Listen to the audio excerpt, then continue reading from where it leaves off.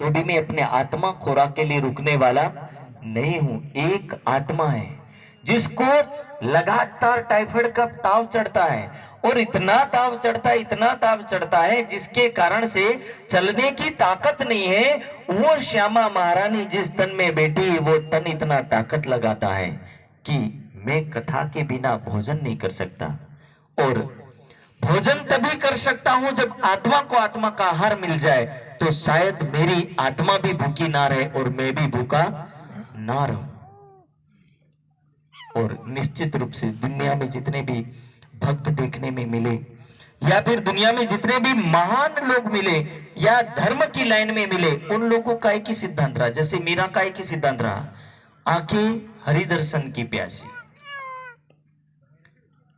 कि मेरे नयन हरि दर्शन के प्यासे। मीरा एक ही शब्द को दर्शाती रही कि मैं किसके लिए और मेरी आंखें किसके लिए। यदि दिखे तो परमात्मा दिखे, बाकी इस आंखों का कोई उद्देश्य नहीं। और वही बात इंद्रावती की आत्म भी यही कहती है कि इस दुनिया के अंदर केवल यदि हमारे नेत्र हैं तो नेत्रों में किसको बसाना चाहिए, तो केवल एक ही बात कहते हैं, मेरे रूह नयन की पुतली, तीन पुतलियों के भी नयन, तीन नयनों में राखू माशुक को, जो मेरी रूह पावे सुख चैन। कि आत्मा रूपी इस पुतली के अंदर उस पूर्ण ब्रह्म सच्चिदानंद को बिठाना। मेरी रूह नयन की पुतली, की मेरी रूह है वो जैसे नयन की पुतली है, उसकी एक उपमा दी, एक नाम दिया, और उनके अंदर भी उस रूह के दिल को एक और तीन पुतलियों के भी नयन, उसको भी दिल को नयन के शब्द दिया। और तीन नयनों में यानी आत्मा के हृदय के अंदर तीन नयनों में राखो मासुक को, जो मेरी रूह पावे सुख चैन। की उस आत्मा के अंदर यानी मेरी रूह रूपी पुतली के अंदर जो नयन है, उस नयनों रूपी दिल में मैं उस मासुक को उतारना चाहती हूं, जिससे मेरी रूह परमात्मा के साथ मिल जाए और अरस परस हो जाए।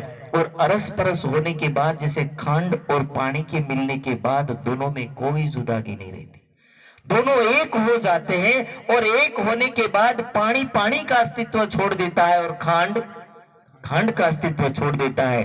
दोनों को मिलने के बाद उनका गुण कर्म बदल जाता है।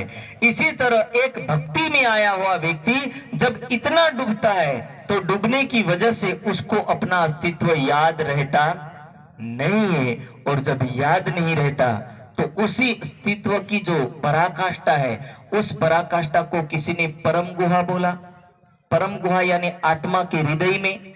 किसी ने बोला कि मेरे नयन उस परमात्मा के लिए तरस रहे, और वही इंद्रावती की आत्म उस नयन रूपी आत्मा के अंदर, उस नयन रूपी दिल के अंदर उस परब्रह्म को बसाना चाहती है। और वही सुंदर साथ के लिए भी एक सिद्धांत कहा कि आपके लिए भी वही सिद्धांत है। और वही परमात्मा जब एक दिन हृदय में बैठ जाए तो सारी दुनिया का कष्ट दर्द सब मुक्त हो जाता है। लेकिन मुक्त तब होगा जब वो बैठ जाएगा, और बैठेगा नहीं तो दर्द कहां से निकलेगा। तो इसीलिए जैसे जब व्यक्ति गर्मी के सहारे जाता है ठंडी में, तो उसकी सारी ठंडी दूर हो जाती है और व्यक्ति अपने आप को ठीक ठाक महसूस करता है। इसी तरह जब परब्रह्म अपने हृदय में बैठ जाता है तो दुनिया के सारे कर्म और सारे दुनिया के विकार धीरे धीरे साफ होते चले जाते हैं। और वही जो लक्षण है, ताई कोई दर्दन कहो, ये लक्षण सुहागिन।